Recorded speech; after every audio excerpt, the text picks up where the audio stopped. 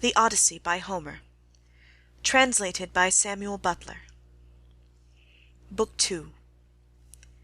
Now, when the child of morning, rosy-fingered dawn, appeared, Telemachus rose, and dressed himself. He bound his sandals on to his comely feet, girded his sword about his shoulder, and left his room looking like an immortal god. He at once sent the criers round to call the people in assembly. So they called him, and the people gathered thereon. Then, when they were got together, he went to the place of assembly spear in hand, not alone, for his 2 hounds went with him. Minerva endowed him with a presence of such divine comeliness that all marvelled at him as he went by, and when he took his place in his father's seat, even the oldest counsellors made way for him.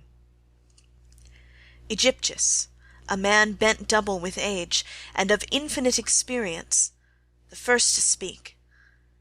His son Antiphus had gone with Ulysses to Ilius, land of noble steeds, but the savage Cyclops had killed him when they were all shut up in the cave, and had cooked his last dinner for him.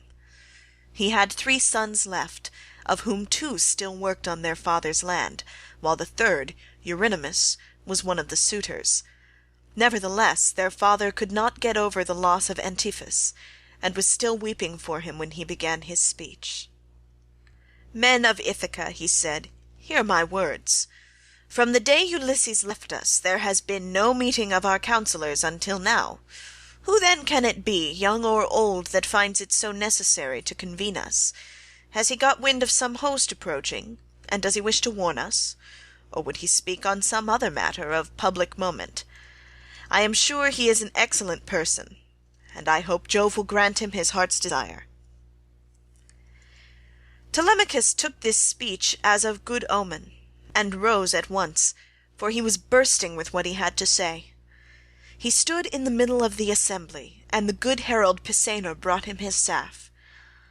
Then turning to Aegyptius, "Sir," said he, "it is I, as you will shortly learn, who have convened you, for it is I who am the most aggrieved. I have not got wind of any host approaching about which I would warn you, nor is there any matter of public moment on which I would speak. My grievance is purely personal, and turns on 2 great misfortunes which have fallen upon my house.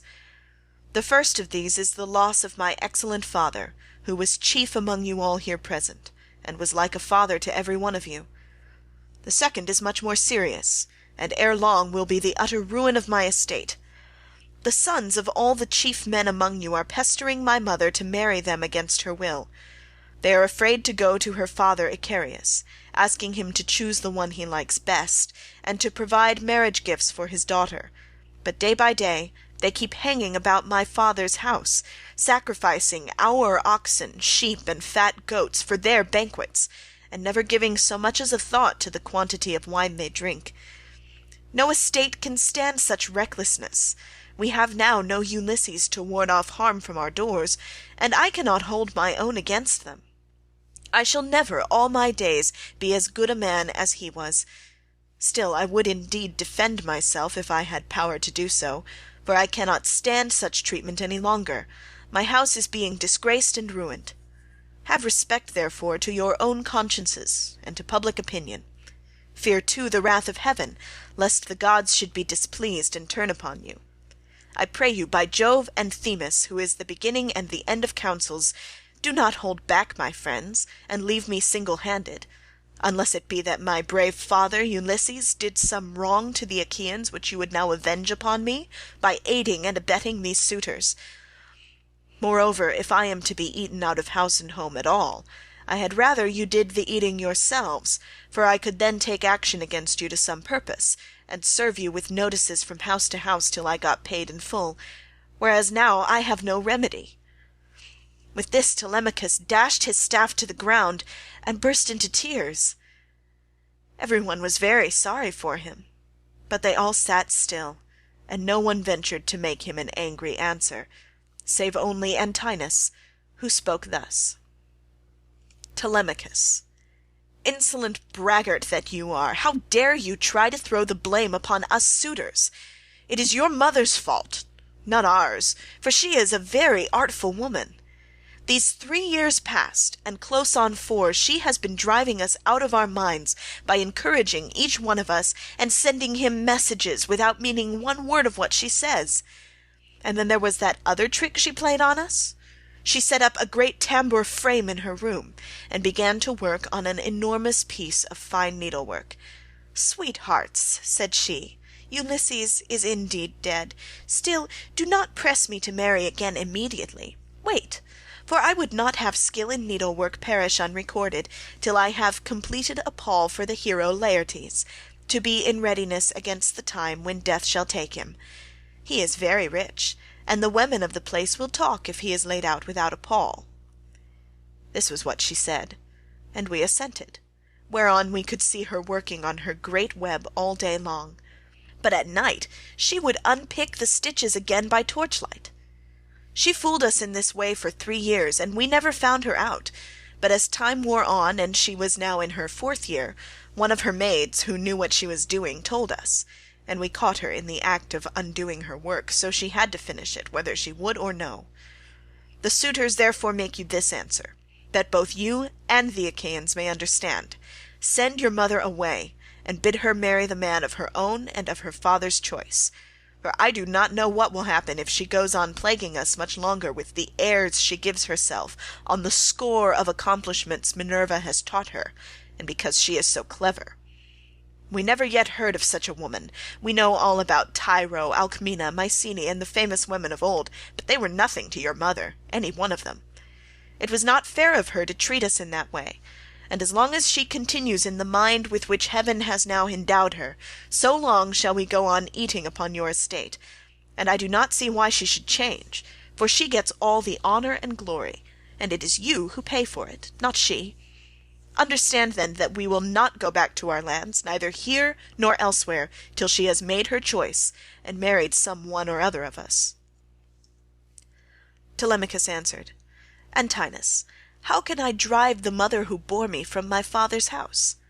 My father is abroad, and we do not know whether he is alive or dead. It will be hard on me if I have to pay Icarius the large sum which I must give him if I insist on sending his daughter back to him. Not only will he deal rigorous with me, but heaven will also punish me, for my mother, when she leaves the house, will calf on the Erinyes to avenge her. Besides, it would not be a creditable thing to do, and I will have nothing to say to it. If you choose to take offence at this, leave the house and feast elsewhere at one another's houses, at your own cost, turn and turn about. If, on the other hand, you elect to persist in sponging upon one man, heaven help me, but Jove shall reckon with you in full, and when you fall in my father's house there shall be no man to avenge you." As he spoke, Jove sent 2 eagles from the top of the mountain, and they flew on and on with the wind, sailing side by side in their own lordly flight. When they were right over the middle of the assembly, they wheeled and circled about, bearing the air with their wings and glaring death into the eyes of them that were below. Then, fighting fiercely and tearing at one another, they flew off towards the right over the town. The people wondered as they saw them, and asked each other what this might be. Whereon Halitherses, who was the best prophet and reader of omens among them, spoke to them plainly and in all honesty, saying, "Hear me, men of Ithaca, and I speak more particularly to the suitors, for I see mischief brewing for them. Ulysses is not going to be away much longer. Indeed, he is close at hand to deal out death and destruction, not on them alone, but on many another of us who live in Ithaca. Let us then be wise in time, and put a stop to this wickedness before he comes. Let the suitors do so of their own accord, it will be better for them, for I am not prophesying without due knowledge. Everything has happened to Ulysses as I foretold when the Argives set out for Troy, and he with them. I said that after going through much hardship and losing all his men, he should come home again in the 20th year, and that no one would know him, and now all this is coming true."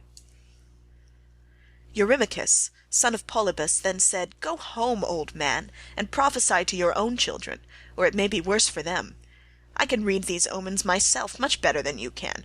Birds are always flying about in the sunshine somewhere or other, but they seldom mean anything. Ulysses has died in a far country, and it is a pity you are not dead along with him, instead of prating here about omens and adding fuel to the anger of Telemachus, which is fierce enough as it is. I suppose you think he will give you something for your family, but I tell you, and it shall surely be, when an old man like you, who should know better, talks a young one over till he becomes troublesome, in the first place his young friend will only fare so much the worse.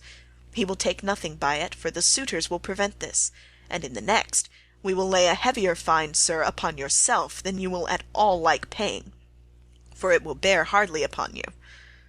As for Telemachus, I warn him in the presence of you all to send his mother back to her father, who will find her a husband, and provide her with all the marriage gifts so dear a daughter may expect, till we shall go on harassing him with our suit, for we fear no man, and care neither for him, with all his fine speeches, nor for any fortune-telling of yours. You may preach as much as you please, but we shall only hate you the more. We shall go back and continue to eat up Telemachus's estate without paying him, till such time as his mother leaves off tormenting us by keeping us, day after day, on the tiptoe of expectation, each vying with the other in his suit for a prize of such rare perfection. Besides, we cannot go after the other women whom we should marry in due course, but for the way in which she treats us. Then Telemachus said, Eurymachus, and you other suitors, I shall say no more, and entreat you no further, for the gods and the people of Ithaca now know my story. Give me then a ship and a crew of 20 men to take me hither and thither, and I will go to Sparta and to Pylos in quest of my father who has so long been missing. Some one may tell me something, or, and people often hear things in this way, some heaven-sent message may direct me. If I can hear of him as alive and on his way home, I will put up with the waste you suitors will make for yet another 12 months. If on the other hand I hear of his death, I will return at once, celebrate his funeral rites with all due pomp, build a barrow to his memory, and make my mother marry again. With these words he sat down, and Mentor, who had been a friend of Ulysses, and had been left in charge of everything with full authority over the servants, rose to speak. He then, plainly and in all honesty, addressed them thus. Hear me, men of Ithaca. I hope that you may never have a kind and well-disposed ruler any more, nor one who will govern you equitably. I hope that all your chiefs henceforward may be cruel and unjust, for there is not one of you but has forgotten Ulysses, who ruled you as though he were your father. I am not half so angry with the suitors, for if they choose to do violence in the naughtiness of their hearts, and wager their heads that Ulysses will not return, they can take the high hand and eat up his estate. But as for you others, I am shocked at the way in which you all sit still without even trying to stop such scandalous goings-on, which you could do if you chose, for you are many, and they are few. Leocritus, son of Evenor, answered him, saying, Mentor, what folly is all this, that you should set the people to stay us? It is a hard thing for one man to fight with many about his victuals. Even though Ulysses himself were to set upon us while we are feasting in his house, and do his best to oust us, his wife, who wants him back so very badly, would have small cause for rejoicing, and his blood would be upon his own head if he fought against such great odds. There is no sense in what you have been saying. Now, therefore, do you people go about your business, and let his father's old friends, Mentor and Halitherses, speed this boy on his journey, if he goes at all, which I do not think he will, for he is more likely to stay where he is till someone comes and tells him something. On this he broke up the assembly, and every man went back to his own abode, while the suitors returned to the house of Ulysses. Then Telemachus went all alone by the seaside, washed his hands in the grey waves, and prayed to Minerva. Hear me, he cried, you god who visited me yesterday, and bade me sail the seas in search of my father who has so long been missing. I would obey you, but the Achaeans, and more particularly the wicked suitors, are hindering me, that I cannot do so. As he thus prayed, Minerva came up close to him, in the likeness and with the voice of Mentor. Telemachus, said she, if you are made of the same stuff as your father, you will be neither fool nor coward henceforward, for Ulysses never broke his word, nor left his work half done. If then you take after him, your voyage will not be fruitless, but unless you have the blood of Ulysses and of Penelope in your veins, I see no likelihood of your succeeding. Sons are seldom as good men as their fathers. They are generally worse, not better. Still, as you are not going to be either fool or coward henceforward, and are not entirely without some share of your father's wise discernment, I look with hope upon your undertaking. But mind you, never make common cause with any of these foolish suitors, for they have neither sense nor virtue, and give no thought to the death and the doom that will shortly fall upon one and all of them, so that they shall perish on the same day. As for your voyage, it shall not be long delayed. Your father was such an old friend of mine that I will find you a ship, and will come with you myself. Now, however, return home, and go about among the suitors, begin getting provisions ready for your journey. See everything well stowed, the wine in jars, and the barley meal, which is the staff of life, in leathern bags, while I go round the town, and beat up volunteers at once. There are many ships in Ithaca, both old and new. I will run my eye over them for you, and will choose the best. We will get her ready, and will put out to sea without delay." Thus spoke Minerva, daughter of Jove, and Telemachus lost no time in doing as the goddess told him. He went moodily, and found the suitors flaying goats and singeing pigs in the outer court. Antinous came up to him at once and laughed as he took his hand in his own, saying, "Telemachus, my fine fire-eater, bear no more ill blood, neither in word nor deed, but eat and drink with us as you used to do. The Achaeans will find you everything, a ship and a picked crew to boot, so that you can set sail for Pylos at once, and get news of your noble father." "Antinous," answered Telemachus, "I cannot eat in peace, nor take pleasure of any kind with such men as you are. Was it not enough that you should waste so much good property of mine while I was yet a boy? Now that I am older and know more about it, I am also stronger, and whether here among these people or by going to Pylos, I will do you all the harm I can. I shall go, and my going will not be in vain, though, thanks to you suitors, I have neither ship nor crew of my own, and must be passenger and not captain." As he spoke he snatched his hand from that of Antinous. Meanwhile the others went on getting dinner ready about the buildings, jeering at him tauntingly as they did so. "Telemachus," said one youngster, "means to be the death of us. I suppose he thinks he can bring friends to help him from Pylos, or again from Sparta, where he seems bent on going. Or will he go to Ephyra as well, for poison to put in our wine and kill us?" Another said, "Perhaps if Telemachus goes on board ship he will be like his father, and perish far from his friends. In this case we should have plenty to do, for we could then divide up his property amongst us. As for the house, we can let his mother and the man who marries her have that." This was how they talked. But Telemachus went down into the lofty and spacious storeroom, where his father's treasure of gold and bronze lay heaped up upon the floor, and where the linen and spare clothes were kept in open chests. Here too there was a store of fragrant olive oil, while casks of old well-ripened wine, unblended and fit for a god to drink, were ranged against the wall in case Ulysses should come home again after all. The room was closed, with well-made doors opening in the middle. Moreover, the faithful old housekeeper Euryclea, daughter of Ops the son of Pisenor, was in charge of everything both night and day. Telemachus called her to the storeroom, and said, "Nurse, draw me off some of the best wine you have, after what you are keeping for my father's own drinking, in case, poor man, he should escape death, and find his way home again after all.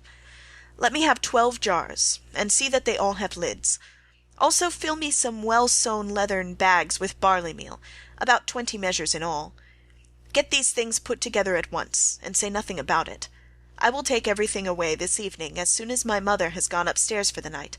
I am going to Sparta and to Pylos to see if I can hear anything about the return of my dear father."